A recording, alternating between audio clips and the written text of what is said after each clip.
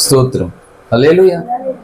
దేవుని పరిశుద్ధ వాక్య భాగంలో నుండి ఆదికాండము 21వ అధ్యాయము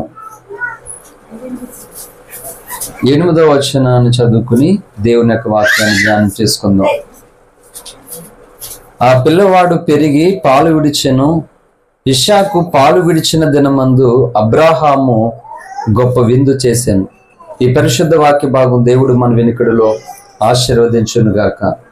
ఆమేన్. చిన్న మాట ప్రార్థన చేసుకుందాం. స్తోత్రం నాయన, మహోన్నతుడా, సర్వాధికారి అయిన తండ్రి, మీకు వందనాలు. ఇగో ఈ సంపూర్ణ రాత్రి ప్రార్థన పెట్టి నీకు స్తోత్రాలు. అదే విధముగా ఇగో మా ప్రియులు తమ్ముడు డేవిడ్, చెల్లి లూదియాను ప్రేమించి మీరు వారికి అనుగ్రహించినటువంటి పాప కుమార్తె దీక్షశ్రీని బట్టి నీకు స్తోత్రాలు. తన పుట్టిన ఈ దినమట్టి కూడా నీకు వందనాలు. కాబట్టి ఈ విధముగా రెండు ప్రార్థనలు కలిపి జరుగుతుండగా చదవబడినటువంటి నీ వాక్కు ద్వారా చేరిన మాతో పుట్టినరోజు జరుపుకున్నటువంటి బిడ్డకు చేరువచ్చిన ప్రతి ఒక్కరికి, కుటుంబానికి, తల్లిదండ్రులకి, సంఘానికి, అందరికీ దీవెన ఆశీర్వాదము కలుగునట్లుగా వాక్యమైన యేసయ్య నాతో మాతో మాట్లాడండి. నీ దాసుని సిలువ చాటును మరుగుపరిచి నీ ఆత్మచేత అభిషేకించి ప్రతి అపవాది కార్యాన్ని లయపరిచి మీ నామానికి మహిమ తెచ్చుకోమని యేసయ్య నామమున ప్రార్థిస్తున్నాం తండ్రి. ఆమేన్. ఆమేన్. హల్లెలూయా. దేవుని పరిశుద్ధ నామానికి మహిమ కలుగును గాక. ఈ సంపూర్ణ రాత్రి ప్రార్థనకు చేసినటువంటి మీ అందరికీ వందనాలు. అలాగే పుట్టినరోజు జరుపుకుంటున్నటువంటి దీక్షశ్రీకి హ్యాపీ బర్త్డే టు ఈ తల్లి. పుట్టినరోజు శుభాకాంక్షలు దీక్షశ్రీ. మంచిది. కొద్ది నిమిషాలు దేవుని యొక్క వాక్యాన్ని మనం ధ్యానం చేసుకుని తర్వాత కేక్ కట్ చేసి త్వరగా కార్యక్రమాన్ని మనం ముగించుకుందాం. కొద్ది నిమిషాలు. హల్లెలూయా. చదవబడినటువంటి లేఖనంలో ఇస్సాకు పుట్టినప్పుడు అబ్రాహాము, ఇస్సాకు తండ్రి అయిన అబ్రాహాము గొప్ప విందు చేశాడట. హల్లెలూయా. పుట్టినప్పుడు చేయలేదు విందు. ఎప్పుడు చేశాడు అంటే పాలు విడిచిన తర్వాత అంట. వింటున్నారు అందరూ శ్రద్ధగా? దేవుని సన్నిధికి అంటే కూడికలకు, ప్రార్థనలకు వెళ్తున్నప్పుడు ప్రతి కూడిక ద్వారా దేవుడు మాట్లాడుచున్నటువంటి మాటలు క్రైస్తవులు ఎందుకు వినాలి అని అంటే, పసార్లు నా మట్టుకు నేను వినండి వినండి అని ఎందుకు అంటానంటే, అంటే ఎలాగ దేవుని సన్నిధికి వచ్చాడు కదా, ఆ వినడం వల్ల నీకు గొప్ప మేలు కలుగుతుంది, వచ్చి వినకపోవడం వల్ల మేలు కలగదని ఎందుకు చెప్తాను అంటే, నేను చూడండి, దేవుని సన్నిధిలో కూడుకలలో ఏర్పాటు చేయబడినటువంటి స్థలాల్లో వాక్యము మనం వినడం ద్వారా చిన్న పిల్లల తత్వము నుండి మనం మెచ్యూరిటీ కలిగిన పెద్దవారు అవుతాం వాక్యం ద్వారా. హల్లెలూయా. నిజానికి కేక్ కట్ చేసి ప్రార్థన చేసి పంపించేది అనుకున్న మీరు అందరూ ఆస్తి వచ్చారు కాబట్టి కొంచెం సేపు అయినా వాక్యం చెప్పాలని కంగారుగా వచ్చేసాను. హల్లెలూయా. అబ్రాహాము తన కుమారుడైన లేక పుట్టాడు ఇస్సాకు. కానీ ఇప్పుడు ఏం చేశాడట, ఆ కుమారుడు పాలు విడిచాడు. పాలు విడిచిన తర్వాత గొప్ప విందు చేశాడట. హల్లెలూయా. ఏంటి ఈరోజు ఈ పాఠము క్రైస్తవులందరికీ చాలా ఇంపార్టెంట్ మాట. అంటే తండ్రి తన కుమారుని బట్టి, తన పిల్లలను బట్టి ఎప్పుడు సంతోషపడుతున్నాడు ఎక్కువంటే, ఇంకా పాలు తాగే పిల్లలుగానే వారు ఉంటే తండ్రి, తల్లి, కుటుంబము సంతోషిను. ఇలాగా సైలెంట్గా కొద్ది నిమిషాలు ఆగు, నువ్వు మాట్లాడించు చెల్లిని. ఓకే, వాక్యం విన్నాను. హల్లెలూయా. పాలు తాగే పిల్లలుగానే ఉన్నారు. రక్షణ పొంది ఏండ్లు గడిచిపోతున్నా కానీ క్రైస్తవులు ఇంకా ఎలా ఉన్నారంటే పాలు తాగే పిల్లలుగా ఉన్నారు. ఆ పాలు తాగే పిల్లలుగానే ఉన్నటువంటి వారు ఏమైనా బలమైన కార్యాలు చేయగలుగుతారా? చేయలేరు. అందుకని ఇస్సాకును దేవుడు పెట్టి ఏం నేర్పిస్తానంటే పాలు విడిచాడట. అంటే అర్థం ఏంటంటే ఆ పసిపిల్ల తత్వము నుండి ఈ బిడ్డ ఇప్పుడు పెద్దవాడవుటకు అడుగులు వేస్తూ ఉన్నాడు మాట. సో ఈరోజు క్రైస్తవ సమాజం అంతట్లోనూ దేవుడు కూడా మనల్ని పెట్టి పరలోక రాజ్యంలో దేవదూతలతో గొప్ప సంతోషాన్ని దేవుడు అనుభవించాలి. ఎప్పుడు అనుభవిస్తాడు అలా అంటే, మనము కూడా పసిపిల్లల ఆ తత్వము నుండి విడుదల పొందాలి. అంటే చాలా మందికి అర్థం కాలేదు. పసిపిల్లల మనసు ఉండాలని దేవుడు కోరుకున్నాడు కానీ పసిపిల్లల్లాగా ఏమీ తెలియని వారిగా ఉండాలని కోరుకోవట్లేదు దేవుడు. కానీ బైబిల్ ఏం చెప్పిందో తెలుసా ఏంటి? అవసరాన్ని బట్టి ఒక మాట చూద్దాం. హెబ్రీ పత్రిక అపోస్తులైన పౌలు గారు హెబ్రీలకి రాసినటువంటి పత్రిక 5వ అధ్యాయంలోనికి రండి. 5వ అధ్యాయము 12వ వచనం. కాలమును బట్టి చూచితే మీరు బోధకులుగా ఉండవలసిన వారై ఉండగా దేవోక్తులలో మొదటి మూల పాఠములను ఒకడు మీకు మరలా బోధింపవలసి వచ్చును. మీరు పాలు త్రాగవలసిన వారే గాని బలమైన ఆహారము తినగలవారు కారు అన్నాడు మళ్ళా. మరియు పాలు త్రాగు ప్రతివాడును శిష్యువే గనక నీతివాక్య విషయంలో అనుభవం లేని వాడై ఉన్నాడు. చూడండి, ఎవరు పాలు తాగుతారట? శిశువుే తాగుతున్నాడట. కానీ దేవుడు ఏం చెప్తున్నాడు? రక్షణ పొందినటువంటి క్రైస్తవాన్ని కాలాన్ని బట్టి చూస్తే ఎలా ఉండాలట? బోధకులుగా ఉండాలి. బోధకులు అంటే పాస్టర్లని కాదు అర్థం.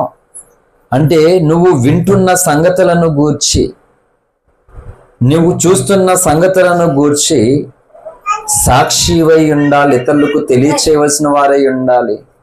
హల్లెలూయా. అమ్మా దీక్షాశ్రీ ఇలా చూడు, బర్త్డే పాప, ఇంకా కేక్ మొత్తం నేనే తినేస్తాను. హల్లెలూయా. వాక్కి వెంటనే కేకు, లేకపోతే నేనే తినేస్తా. ఓకే, కాలము బట్టి చూస్తే వీళ్ళు ఎలా ఉన్నారట? ఇతరులకు బోధ చేయవలసిన వారే ఉన్నారట. ఏ విషయం అంటే నీకు తెలిసిన దానిని, నువ్వు నేర్చుకుంటున్న దానిని ఇతరులకు తెలియపరచాలట. కానీ ఇప్పుడు ఎలా ఉన్నారు క్రైస్తవులు అంటే వెళ్తున్నారు కానీ సంఘాలకి కూడికలకు నేర్చుకోవట్లే. మరి నేర్చుకోలేని వాళ్ళు ఇతరికి ఏం చెప్తారు చెప్పండి? చెప్తారా? అందుకే నేను చెప్పే మాటలు ఏంటి అంటే, ఏ మాటలు చెప్పేది? అక్కడికి వెళ్ళి జనాలను చూసి ఏమంట ఇసుకేస్తే అయ్యి మాటలు నేర్చుకున్నది. దేవుడు ఏం చెప్పాడు? దేవుడు నీతో ఏం మాట్లాడాడో, అసలు దేవుడు ఏ సంగతులు మాట్లాడుతున్నాడు, ఎందుకు మాట్లాడుతున్నాడు, ఇవి నేర్చుకోవాల్సినటువంటి వారు ఏం చూస్తున్నారు తెలుసా? ఇసుకేస్తే రాలరట. ఇది మాట అంటే ఇదా వీళ్ళు చేయవలసిన బోధ? ఇసుకేస్తే రాలేకపోవడానికి చర్చిలోనే కానీ ఇంకెక్కడా లేరా జనాలు? ఇసుకేస్తే రాలి జనాలు అంటే ఏ తీర్థాలు పండుగలు జరిగినా బోల్డ్ జనాలు ఉంటారు కిక్కెరిసి పడిపోయి. అంటే ఎలా ఉన్నారు చూడండి క్రైస్తవులు ఈరోజు.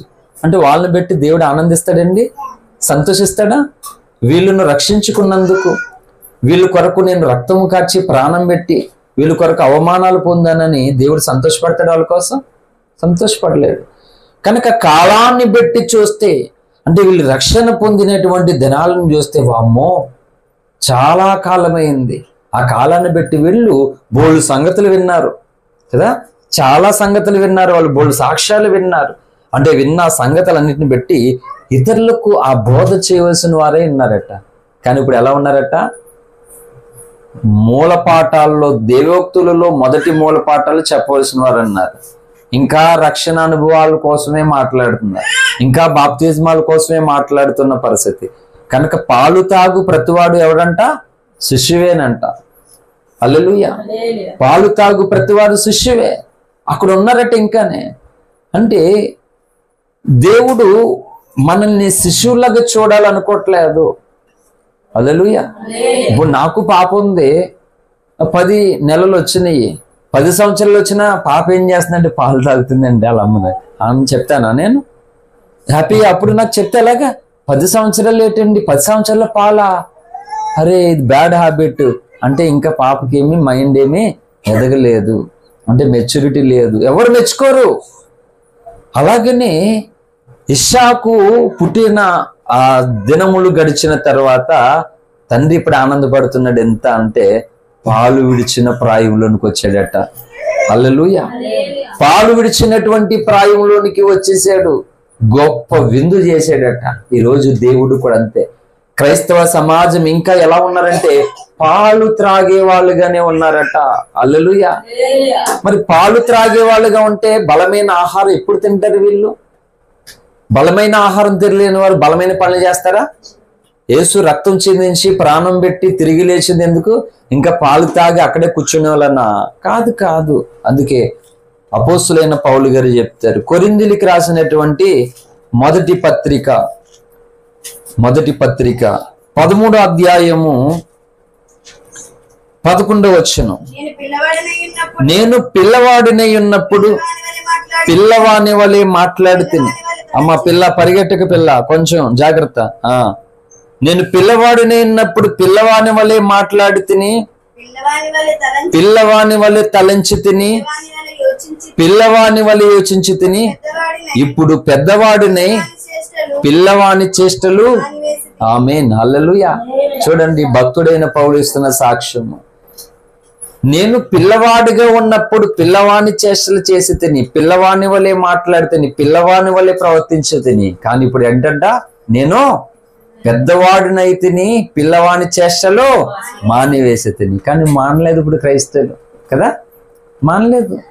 ఇంకా పిల్లవాని చేష్టలు మానలేదు క్రైస్తవులు. అంటే సిలువ వేయబడిన క్రీస్తును ప్రకటించవలసినటువంటి క్రైస్తవులు, నశించిపోతున్నటువంటి ఆత్మలను రక్షించవలసినటువంటి క్రైస్తవులు ఏంటి, ఇతరుల కొరకు కన్నీరు కార్చి వాళ్ళకు క్రీస్తును పరిచయం చేయవలసినటువంటి క్రైస్తవులు ఇంకా ఎలాగున్నారంటే, ఇక ఈ పిల్ల చేష్టలు చేస్తూనే ఉన్నారు. ఇంకా అంటే వీళ్ళను కన్నందుకు దేవుడు సంతోషపడతాడా? ఇలాంటి వాళ్ళ కొరక దేవుడు కన్నీరు కార్చి, రక్తము కార్చి, ప్రాణం పెట్టి తిరిగి లేచేది ఎలాంటి వాళ్ళ కొరక కాదు. అందుకే దేవుడు మన జీవితాలమ్మా వింటున్నారా, మనం ఎలా ఉండాలట, పెద్దవారము కావాలంట మనం. హల్లెలూయా. చిన్నవారికి పెద్దవారికి డిఫరెంట్ ఏంటి చెప్తున్నాను వినండి. అంటే వాక్యాన్ని కలిపేసుకోకూడదు. కలిపేస్తే కలగూర వంట అవుతుంది. కలబెట్టిన కూర తెలుగులో మన భాషలు, నాటు భాష, దాని అఫీషియల్ లాంగ్వేజ్ ఏంటంటే కలగూర వంట, బైబుల్ లాంగ్వేజ్. మన భాషలో కలబెట్టిన కూర. హల్లెలూయా. కాబట్టి కలబెట్టకుండా వాక్యాన్ని నేను దేనికి దానికి డిఫరెంట్ చెప్తున్నాను. ఫస్ట్ చిన్నపిల్లలకి పెద్దలకి డిఫరెంట్ ఏం చెప్తున్నాను. చిన్నపిల్లలు పాపం చేయాలి, వ్యభిచారం చేయాలి, వాళ్ళని చంపాలి, ఆ మనసు ఉండదు వాళ్ళకి. ఫస్ట్ మనసు, ఈ మనసు ఉండాలన్నాడు దేవుడు. కానీ మనం ఇప్పుడు ఎలా ఉండాలట, పెద్దవారం అవ్వాలట. అదే చిన్నపిల్లలు చేయలేని ఒక పని చెప్తున్నాను. చిన్నపిల్లలు తల్లిదండ్రుల మనసులు అర్థం చేసుకుంటారా?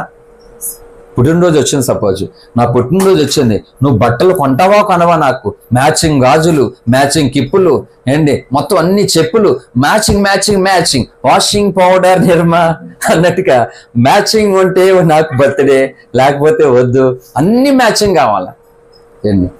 మగపిల్లలు సాధ్యమైనంత వరకు మ్యాచింగ్లు ఏముంటావు, ఏదో కింద ప్యాంటు పైన షర్టు ఏదో అక్కడక్కడ కలిసి ఉన్నట్లుగా ఉన్నట్టు ఉంటుంది మాకు, అంతే. మిగిలిన అలా కాదు, తల్ల ఎట్టుకునే పువ్వుల నుండి దాన్ని తగిలించే, ఆ తోక తగిలించే ఆ క్లిప్పుల నుండి, కాళ్ళ దగ్గర నుండి చివరికి లిప్టిక్లు కూడా మ్యాచింగ్లు. హల్లెలూయా. ఒక మామూలు కాదన్నమాట మ్యాచింగ్. లేకపోతే ఇంక బర్త్డే కాదు, అది ఫంక్షన్ కాదు, అది అస్సలు సమస్య లేదన్నట్టుగా. అందరూ అలా కాదులే, కానీ కొన్ని కోతులు ఉన్నాయి అలాగా. హల్లెలూయా. నా మీద పడతారేమో కోతులు అంటే ఏంటి. సో చిన్నపిల్లలు తల్లిదండ్రుల మనసులు అర్థం చేసుకుంటారు చెప్పండి. అదే మన ఇంట్లోకి వచ్చేటువంటిది ఎంత, మనం కోరేది ఎంత, ఇంత లేకపోతే మనం చేసుకోలేమా, ఇంత ఉంటే కానీ జరగదా, సింపుల్గానే అని అర్థం చేసుకునే వాళ్ళు ఎవరంటే పెద్ద మనసు మాట. వాళ్ళు చిన్నవాళ్ళే కానీ పెద్ద మనసు మాట. కానీ చాలామంది పెద్దవాళ్ళు అయిపోయినా కానీ వాళ్ళకి నచ్చింది ఇవ్వలే. ఒక వీడియో క్లిప్ చూశాను నిన్న మొన్న. ఒక కొడుకు తండ్రిని అడుగుతున్నాడు బట్టలు కొనమని. వింటున్నారా పిల్లలు? వినవసరదుగా తండ్రిని బట్టలు కొనమని అడుగుతున్నాడు. రోడ్డు మీద బట్టలు అమ్ముతారు కదా, తండ్రి తీసుకెళ్ళి, నాన్న నీకు ఇందులో నచ్చిన డ్రెస్ తీసుకొని ఎంతో సంతోషంగా తండ్రి కొడుకు చెప్తున్నాడు. ఆ కొడుకు అంటాడు, ఏటి ఈ రోడ్డు మీద బట్టల, నాకు చాలులే, ఇలాంటి బట్టలు వేసుకుని నా ఫ్రెండ్స్ దగ్గరికి వెళ్తే నన్ను అందరు వేస్ట్గా చూస్తారు, వాళ్ళందరూ నాకు బ్రాండెడ్ కావాలి, నాకు ఏమొద్దు అంటాడు. అవునా నాన్న, సరే అయితే అని మంచి షాపింగ్ మాల్కి తీసుకెళ్తాడు.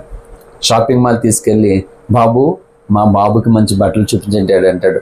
నాకు బ్రాండెడ్ చూపించండి అంట. బ్రాండెడ్ బాబు, ఇవన్నీ మంచి బ్రాండెడే అంటాడు. అవి తీస్తాడు. తీస్తే ఆ జత బాబు, అలా బాబు అంటే చిన్నపిల్లడు కాదు, యవనస్తుడు, కాలేజ్ చదువుతున్న యవనస్తుడు. సెలెక్ట్ చేసుకున్న డ్రెస్ తీసుకొచ్చాడు. దానికి బిల్ ఎంత అంటే 5,000 డ్రెస్ అయ్యింది. షాప్లో కొనేసుకున్నారు, బయటకు వచ్చారు. ఈలోగా బయట బండి మీద ఒక ఓనర్ గారు ఉన్నారన్నమాట. ఈ నాన్నగారిని అడుగుతున్నాడు, ఏవయ్యా ఈరోజు పనికి నువ్వు ఎందుకు రాలేదు? ఇగో నువ్వు పనికి రాకపోవడం వల్ల నాకు ఎంత నష్టమైంది తెలుసా? నువ్వు లేక మిగిలిన వాళ్ళు రావడం మానేశారు. అయ్యా ఎందుకు రాలేదు తెలుసా? అవన్నీ చేసి ఇగో నా చేతులన్నీ ఏళ్ళు తినేసి మొత్తం అంతా కండలు తినేసయ్యా, చాలా ఇబ్బందిగా ఉంది, అందువల్ల నేను మానేశానయ్యా అన్నాడు. రేపు ఉద్యోగం చేస్తానయ్యా అంటే, ఇంకా లేదు అసలు నువ్వు జన్మలో రావద్దు నా దగ్గరికి అని చెప్పి ఆ కొడుకు ఎదుర్కొంటే తండ్రిని తిడుతున్నాడు. అంటే నిజం చెప్తున్నాను, నిజమే. అంటే అది ఎందుకు ఇలాంటి వీడియోస్ అంటే సమాజాన్ని కుటుంబాలను ఎడ్యుకేట్ చేయడానికి. పిల్లలు మ్యాచింగ్ బట్టలు, క్వాలిటీ బట్టలు ఇవి ఇస్తేనే తల్లిదండ్రులు, అవి లేకపోతే తల్లిదండ్రులు వేస్ట్ కాదు.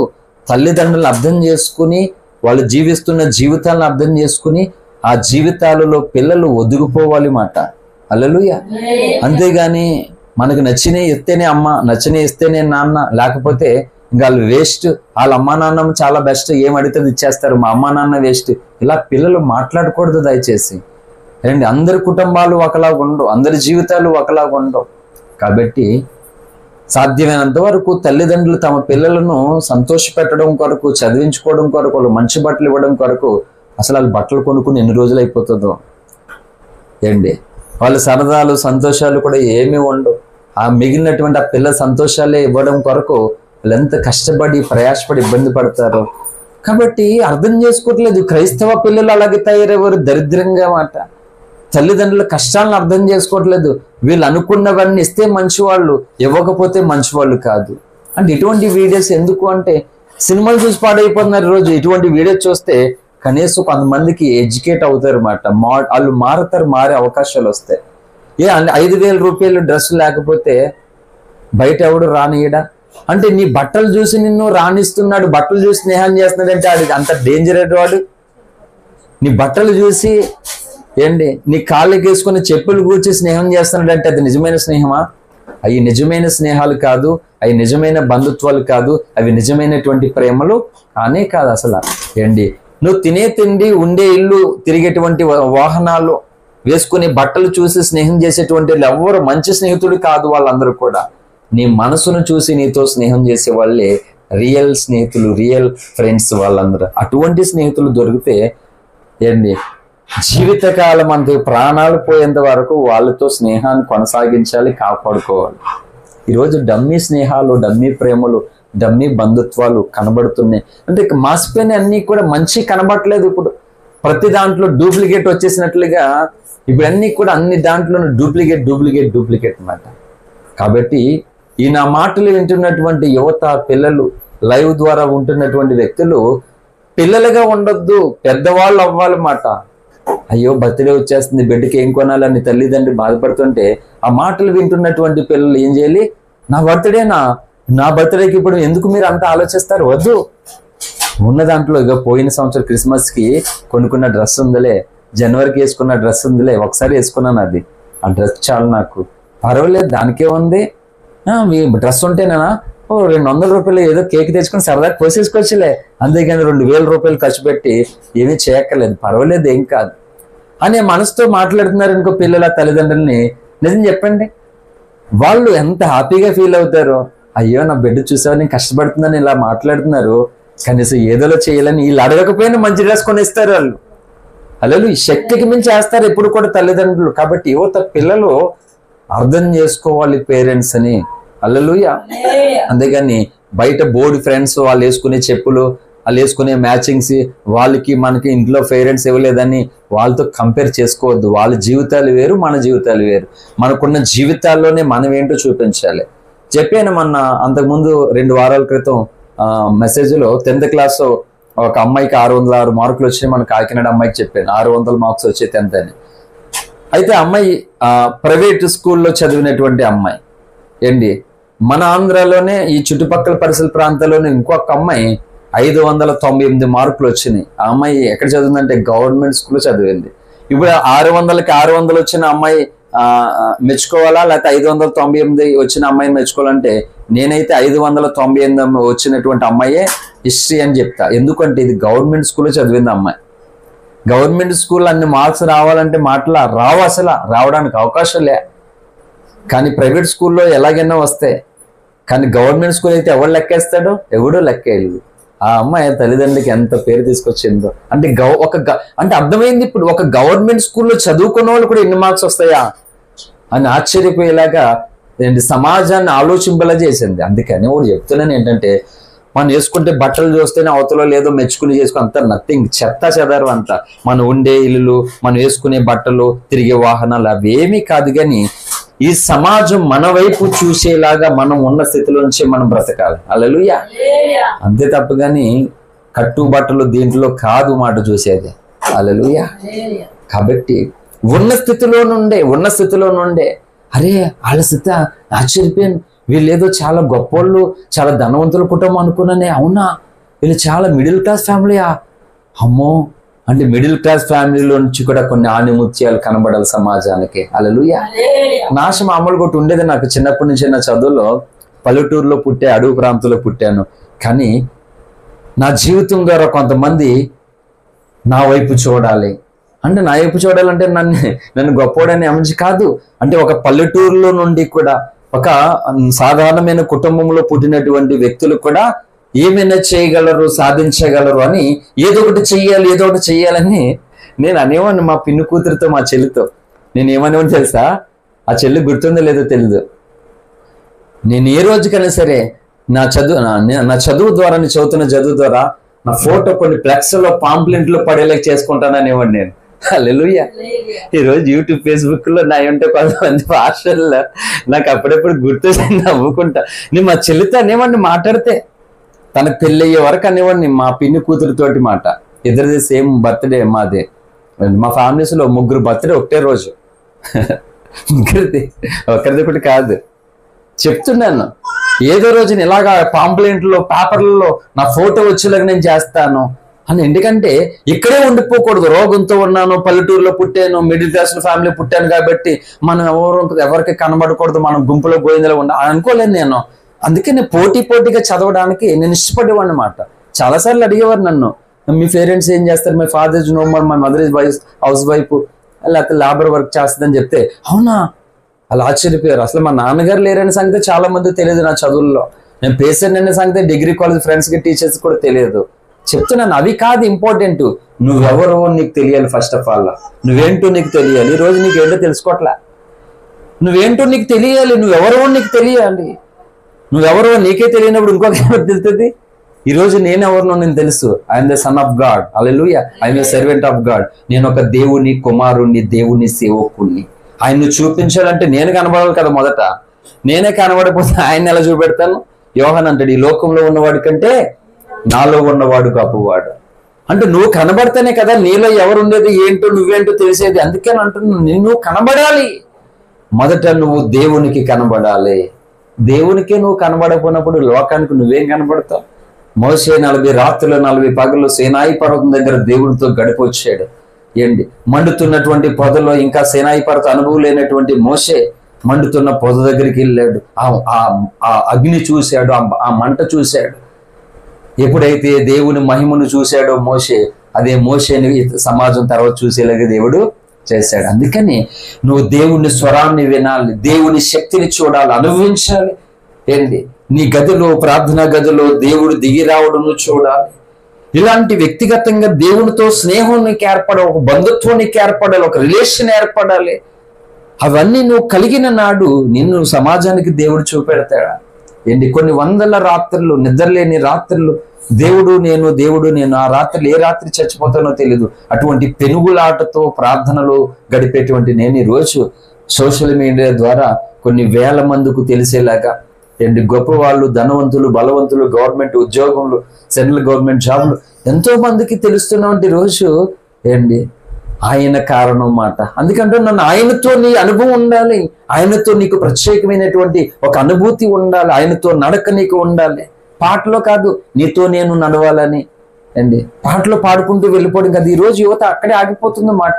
పాటల వరకునే భక్తి, మాటల వరకునే భక్తి అయిపోయింది. హల్లెలూయా. కాబట్టి నువ్వెవరు నువ్వు తెలియాలి, నువ్వేంటో నీకు తెలియాలి. చూసుకొని అవును నేను ఎలా ఉన్నాను, నేను ఎలా ఉంటే, నేను ఇదే స్థితిలో ఉంటే, ఇదే స్వభావంతో, ఇదే మనసు, ఇదే ఆలోచనతో ఉంటే నేనేమి చేయలేను, నేను రీచ్ కాలేను, గోల్ రీచ్ చేయలేను.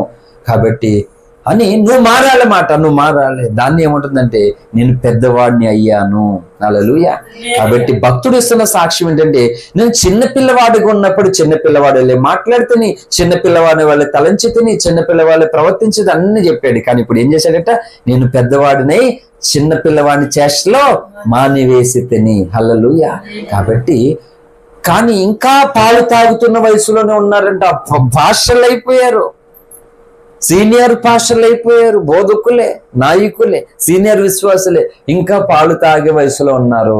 కాబట్టి వీళ్ళకి బలమైన ఆహారం పెట్టలేదంట. మరి బలమైన ఆహారం తినకపోతే నువ్వు బలమైన పనులు ఎలా చేస్తావు? నువ్వు చేయలేవు, బలమైన పనులు మరి బలమైన పనులు నువ్వు చేయకపోతే క్రీస్తు కొరకు సాక్షి ఎలా నిలబడతావు? అందుకే ప్రభువా నేను బలహీనుణ్ణి, నీ సిలువ మోయమని చెప్పావు, నీ భారాన్ని పంచుకోమని చెప్పావు. ఐఎమ్ రెడీ ప్రభువా, నీ భారాన్ని పంచుకోవాలనుకుంటున్నాను.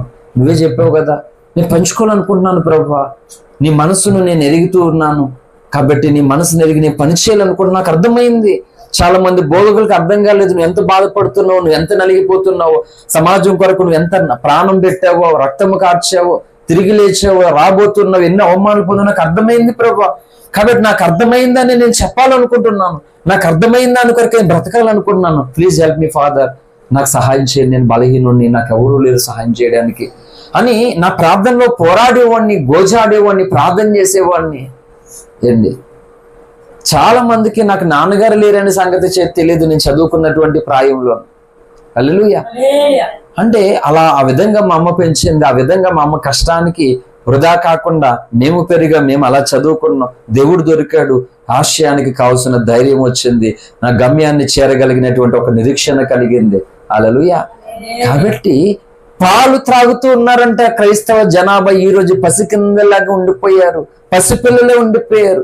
ఏళ్ల తరబడి ఎన్నో అద్భుతాలు, ఎన్నో కార్యాలు, ఎన్నో సాక్ష్యాలు, ఎన్నో వాక్యాలు వింటున్నటువంటి క్రైస్తవులు ఇంకా పాలు తాగుతూనే ఉన్నారంటే ఎప్పుడు బలమైన ఆహారం తింటారు వీళ్ళు?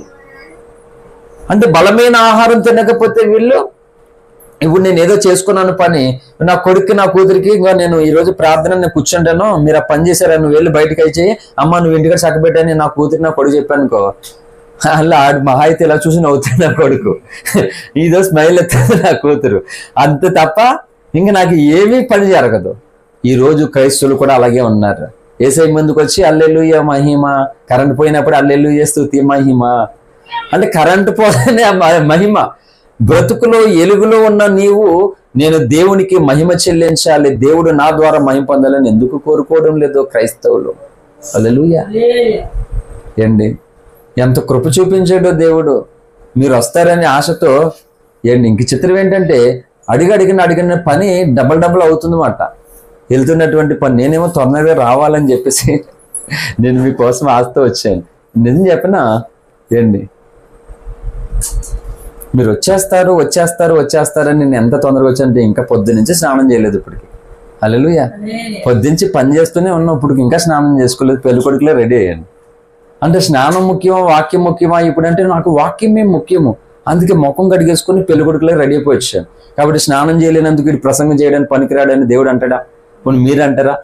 ఎవరు అన్నారు? నా బిడ్డలు వచ్చారు, దేవుడు వాక్యం వినాలి, రాత్రి కొద్ది నిమిషాల్లో నాస్తో వచ్చారు, కాబట్టి ఇప్పటికే పోలు ఆలస్యం అయిపోయింది, కాబట్టి నాకు స్నానం ఇప్పుడు ఇంపార్టెంట్ కాదు అని నేను వచ్చేసాను. అలాగే హల్లెలూయా. ఆ కొద్దిపాటి టైంలో నేను ఏం చేశానంటే నా 2 ఫోన్లకి ఛార్జింగ్ పెట్టాను రూమ్లో. టైం వేస్ట్ చేయను నేను ఎప్పుడు కూడా. రాగానే రమ్యకమ్మ ఈ ఫోన్ ఛార్జింగ్ పెట్టని ఈ ఫోన్ ఇచ్చాను, ఎందుకంటే ఇది సిగ్నల్ నెట్ బ్యాలెన్స్ దీంట్లోంచి అది తీసుకుంటుంది. ఆ ఛార్జింగ్ ఈ ఛార్జింగ్ అవుతుంది, ఒక దెబ్బకి 2 పెట్టలాగా ఒక మెసేజ్కి 2 ఛార్జింగ్లు అవుతాయి నాకు. కాబట్టి ఈ ఫోన్ రమ్యతో పెట్టించి ఆ ఫోన్ నేను పెట్టి ఇలాగా ఆ టైంలో నేను టక్టగా వచ్చేసాను అనమాట. ఇలాగ సౌండ్ బాక్స్ వచ్చింది. పాస్టర్ గారు అవునా సౌండ్ బాక్స్ అక్కడ వదిలేసామా? అయ్యో ఇప్పుడు వరకు గుర్తులేదు నాకు. దేవుని కొరకు పెట్టి ఎలక్కాయకి గిలకాయ తోడైనట్టుగా జోసెఫ్ గా గిలకాయ తోడయింది. చెన్నై వాళ్ళ పుణ్యం అంటే దేవుని కొరకు పెట్టి ఇదో దేవుడు ఇచ్చాడు. హల్లెలూయా. సో ఉన్నంతలోనే మనం చేసుకుంటున్నాం. ఆ చిన్న మెగాఫోన్ నుండి, ఇంకా స్నానం చేయలేని నా నుండి ఇగో ఎంతో విలువైన సందేశాన్ని దేవుడి రాత్రి ఇస్తున్నప్పుడు ఏం చేయాలి? చిన్న మెగాఫోన్ వచ్చింది, అటు స్నానం చేయకుండా ప్రసంగం చేస్తున్నాడట, నేను నాకు వద్దని అంటే నేనేం చేయని చెప్పండి? అన్న వాళ్ళు ఏం చేయాలి? అది ఇంపార్టెంటా ఫస్ట్? కాదు. అందుకే చెప్తున్నాను, వింటున్న మీరు కోసం, నాకు సంఘం కోసం ఇదే బాధ ఏంటి? సంఘం కోసం నా మూలుగులు, కన్నీరు, అవమానాలు, నిందలు, భారం. ఎందుకంటే దీని కొరకే. ఎందుకంటే నేనే బలహీనుణ్ణి, రోగిని, చావుతో ఉన్నటువంటి వ్యక్తిని. దేవుని వాక్యం వింటుండగా లోపల హృదయం మండిపోతుంది, నాకు పరుషం వస్తుంది, భారం వస్తుంది.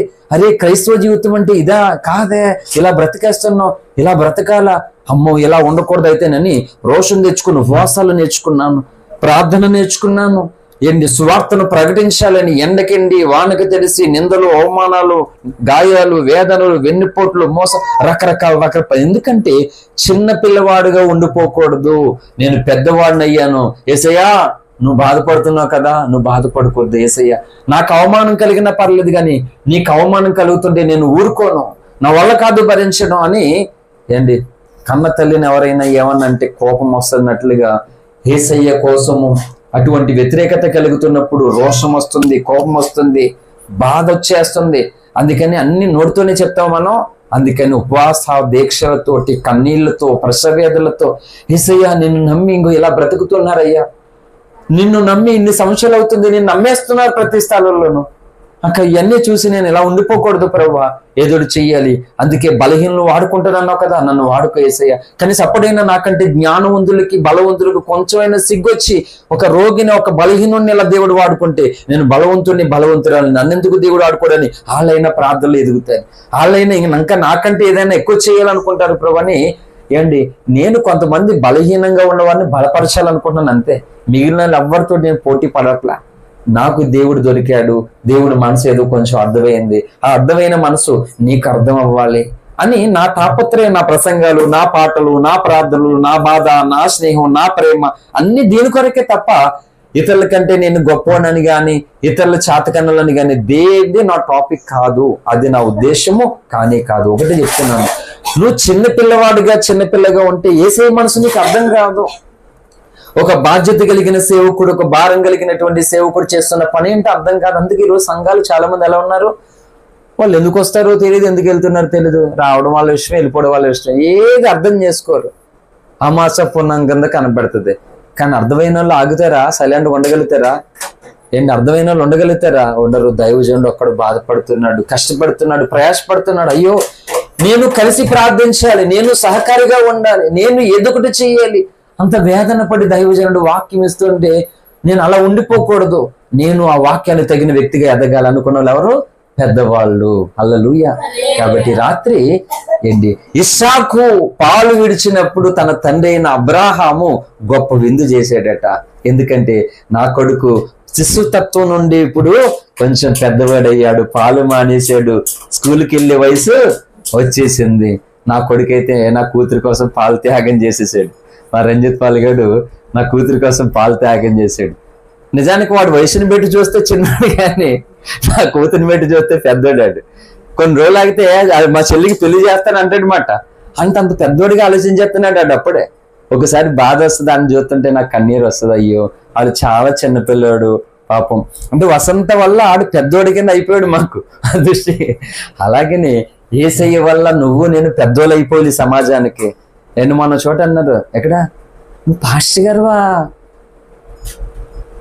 సంఘోలు పిల్లోడు అనుకుంటున్నానయ్యా అంటే మరీ లేతగా ఉంటేని ఎవడు చెప్పాడు నేను లేతని? లేతగా ఉన్నానంట. లేత బెండకాయలు, లేత బీరకాయలు చూసి అలవాటు అయిపోయి లేతగా ఉన్నానంట. హల్లెలూయా. వాక్యానికి అడ్డొస్తే తెంపెత్తను మళ్ళా. బేడి చిన్నదైతే తెగదా? కత్తే ఉండాలా, గొడ్డలే ఉండాలా, గుణపే ఉండాలా? ఇంత బ్లేడ్ ఉంటుంది తెగదా? మనం బ్లేడ్ లెక్క మాట ఎంతే ఉంటాం, బుల్లెట్ లెక్క మాట ఎంతే ఉంటాం. హల్లెలూయా. కాబట్టి నిజమే, యేసయ్య మనల్ని, యేసయ్యని పెట్టి మన ఈ లోకం పెట్టి వయసు చిన్నోళ్ళు, బలహీనలు, భేదవాళ్ళు, చిన్నోళ్ళు కావచ్చు. కానీ యేసయ్యని పెట్టి నువ్వు సమాజంలో ఎలా ఉండాలి? పెద్దోడు. కొంతమంది అనుకుంటున్నాను చూసి, ఓడు చిన్నోడు అనుకుంటారు చాలా మంది. పెళ్ళిళ్ళు కూడా చేస్తున్నాడంట. హల్లెలూయా. లైసెన్స్ కోసం ప్రార్థన చేయండి. చాలా మంది అలా అంటారు, మా వాడు చాలా పెద్దోడు అని చెప్పేసి. మన అంటున్నా మరి వేరే చోటుకి వెళ్ళినప్పుడు మీరు అతను ఏదో చిన్నోడు అనుకోండి, అతడు కలిసి ఉండడం బట్టి చిన్నోడు అనుకుని మీరు అనుకుంటారు. అయ్యా పెద్దోళ్ళ దగ్గర కూడా అండ్ పెద్దవాళ్ళు మనోడి దగ్గర కూర్చుంటే వాళ్ళు చిన్నపిల్లలు అయిపోతారు అని అంటున్నారు మరి నన్ను. అయ్యో అదేమీ లేదండి అని చెప్పి అంటే, లేదు లేదు నిజమే, పెద్దోళ్ళు కూడా ఈయన దగ్గర చిన్నపిల్లలు అయిపోతారు అంటున్నమాట. కాబట్టి యేసయ్య పెద్దవాడు, ఆ యేసయ్యతో నువ్వు స్నేహం చేస్తే నీకు కొంచెం అనుభవం వస్తుంది. చిన్నపిల్లల్లో ఉండవు, ఇంకా చిన్నపిల్లలకే మాట్లాడు. బోళ్ళు అనువస్తే ఏంటి మీరు ఏ సంఘానికి వెళ్తున్నారు, మీ పాస్టర్ ఎవరు అనాలి మాట. దేనికి? గణపరచడానికి, తిట్టించడానికి కాదు. హల్లెలూయా. నువ్వు దుంపలు పడేవే కదా, దుంపలు పడి చదివాక దుంపలు పడే కదా. ఎవరిని? ప్రైవేట్ స్కూల్లో చదివిన వాళ్ళు అలాగంటున్నారట. ఒరే దుంపలు పడా, ఇన్నేసి డబ్బులు పోగేసి తగిలేసుకుని చదివించే కాన్వెంట్లు రయ్యి అంటే దుంపలు పడి అనుకున్నాం అందుకే అండి. చూసారా అది మాట. అలాగా మనం ఉన్న స్థితిని ఇంకొకరు ఎలా చూడాలి అమ్మా. మనం ఉన్న స్థితిని బట్టి, అంటే సరైన బట్టలు లేవనో సరైనటువంటి స్థితిగతులు లేవనో ఒకరు మనల్ని చులకనగా చూడడానికి మనం అవకాశం ఇవ్వకుండా ఉండాలి అంటే మనం పెద్దవారు కలిగిన జ్ఞానమును కలిగి ఉండాలి. హల్లెలూయా. మొన్న పిల్లలు వినండి, గొర్రెలు కాసుకుంటున్నాడు ఒక ఆయన, ఎంత బొట్లు పెట్టుకున్నాడు, తన ధర్మం ప్రకారంగానే ఎడారిలో గొర్రెలు కాసుకుంటూ ఊర్లోంచి గొర్రెలు తీసుకుని వెళ్తున్నారు. ఇలా చూడండి, ఇప్పుడు వాళ్ళ ఇంటి ముందుకి గవర్నమెంట్ కార్లతోటి బోల్డ్ మంది వచ్చారు. ఇంతకు అతను ఎవరంటే కలెక్టర్ అయ్యాడు. గొర్రెలు కాసుకున్న వాళ్ళు. పిల్లలు ఏనండి, మీరే చదువుతున్నటువంటి వాళ్ళు వినాలన్నమాట. గొర్రెలు కాసుకున్నాడు అంత చదివి అంటే తన వృత్తి అది, సిగ్గుపడట్లే. నేను చదువుకున్నానని ఈ పని ఎలా మానేయాలి, మా అమ్మ నాన్న ఇది ఇచ్చారు నాకు, ఇందులోంచే నన్ను చదివించారు కాబట్టి ఆ మందను నేను జాగ్రత్తగా చూసుకున్నాను. గొర్రెలే కాసుకున్నాడు, ఊరంతా ప్రతి ఒక్కరికే తెలుసు. అలా పెట్టుకున్నాడు ఏదో ఉన్న బట్టలతోటి. ఇప్పుడు ఒక్కసారి అంటే దేశ అధికారులు ఒక ఉన్నతమైన పోస్ట్ అది ఈ ఎమ్మెల్యేలు, ఎంపీలు, సీఎంలు, ప్రధానమంత్రులు అందరికంటే ఉన్నతమైన పోస్ట్ అది. దేశానికి కీలకం మాట ఈ ఐపీఎస్లు, ఐఏఎస్లు మాట. అటువంటి గొర్రెలు కాపురే ఉన్నతమైన జాబ్ కట్టాడు. అది చెప్తున్నాను, నీ స్థితిని చూసి దిగజారిపోవద్దు అసలు.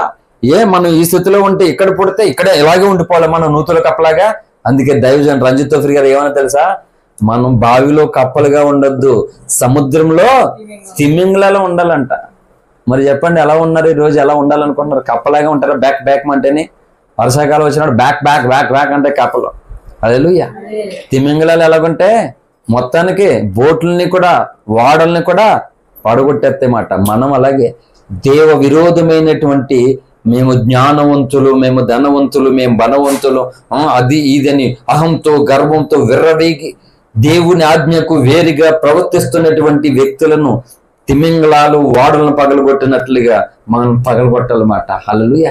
అటువంటి జ్ఞానము, అభిషేకము, ప్రార్థన తత్వముతో మనం నింపబడాలి. అంటే ప్రార్థన పూనుకోవాలి. ఇప్పుడు పిల్లలు, యువత ముసలు అయిపోతున్నారు. ముందే నడలంగో ప్రార్థనకి ఇష్టం ఉండదు ప్రార్థనకి. ఇంకా అందుకే స్టీవెన్సన్ గారు ముసలమ్మ ముచ్చట్లు కట్టి పెట్టి పరిశుద్ధ గంధాన్ని చేత పెట్టి అన్నాడు ఆయన. నిజమే, యువత ప్రార్థన దాహం లేదు, ఆసక్తి లేదు, ప్రార్థన చేసుకుందామని లేదు, చేసుకోవాలని దాహం లేదు. ముసలమ్మలు అయిపోయారు, ముసలోళ్ళు అయిపోయారు ఇప్పుడు యువత. అందుకే ప్రార్థన జీవితాన్ని మనం పక్కన పెట్టినప్పుడు మిగతా జీవితం ఇంకెలా ఉంటుంది? ఉండదు, అన్ని విషయాల్లో ఓడిపోతాం. అందుకని పిల్లలు ప్రార్థనను కట్టుకోవాలి. ఇల్లు కట్టాలంటే పునాది వేయాలి, అలాగే దేవుని కొరకు బ్రతకాలి. మనం పెద్దవారు అవ్వాలంటే ప్రార్థన అనేటువంటి పునాది ఎంత స్ట్రాంగ్ ఉంటే జీవితం అంతా ప్రభావితంగా ఉంటుంది. ఈ ప్రార్థనా జీవితం సరిగా లేని వాళ్ళు ఏమీ చేయలేరు దేవుని కొరకు. హల్లెలూయా. అవన్నీ కథలుగానే ఉండిపోతాయి. కాబట్టి కాలాన్ని బట్టి చూస్తే బోధకులుగా ఉండాలంటే నువ్వు వింటున్న గొప్ప సంగతులను ఇతరులకు తెలియపరిచి నేర్పించవలసిన స్థాయిలో ఉండాలట. కానీ ఎలా ఉన్నారట? ఇంకానే ఒకడు మొదటి సంగతి మళ్ళా చెప్పవలసి వస్తున్నారట. కారణం ఏంటంటే వీళ్ళు బలమైన ఆహారం తిన్నవాళ్ళు కదంట, పాలు తాగుతున్నారట. అందుకని దేవుడు బాధపడుతూ ఉన్నాడు. అబ్రాహాము తన కుమారుడు ఇస్సాకును బట్టి సంతోషపడినట్లుగా, గొప్ప విందు కలుగజేసినట్లుగా దేవుడు మనల్ని బట్టి మనకి రక్షణ ఇచ్చినందుకు, మనకి వాక్యాన్ని నేర్పిస్తున్నందుకు, సత్యంలో తీసుకొస్తున్నందుకు, శ్రేష్ఠ ప్రవక్తను దైవజను అప్పగించినందుకు మనము ఆ గొప్ప భక్తులుగా మారాలి, పెద్దవారుగా మారాలంట. అందుకు పిల్ల శ్రేష్ఠలు మానాలి. ఇంకా ఫైనల్ ఒక మాట చెప్పి నేను ముగించేస్తాను. కొరింథీ పత్రిక 3వ అధ్యాయము, 1 కొరింథీ పత్రిక 3వ అధ్యాయము 1వ వచనం. సహోదరులారా, ఆత్మ సంబంధములైన మనుష్యులతో మాట్లాడినట్లు నేను మీతో మాట్లాడలేకపోతేని, శరీర సంబంధులైన మనుష్యులే అనియు క్రీస్తునందు పసిబిడ్డలే అనియు మీతో మాట్లాడవలసి వచ్చెను.